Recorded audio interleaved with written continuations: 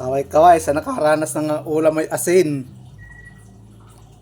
Naalala ko tuloy nung bata pa ako. Madalas siya na pinapaulam sa akin ng nanay ko. Yan, kain po tayo mga kabayan.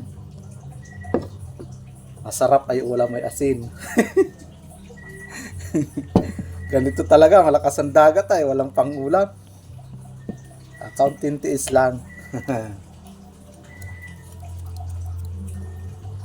Sarap na yan.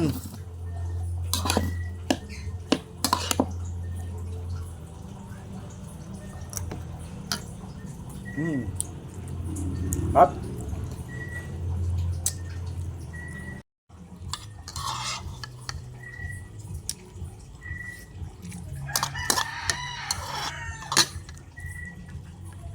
Maubos na rin sa wakas. Uhuy, sarap.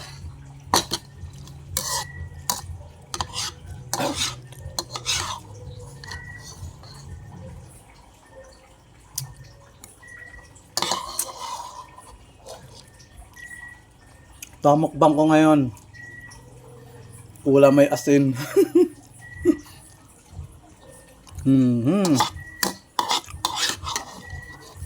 Yes. Wala na.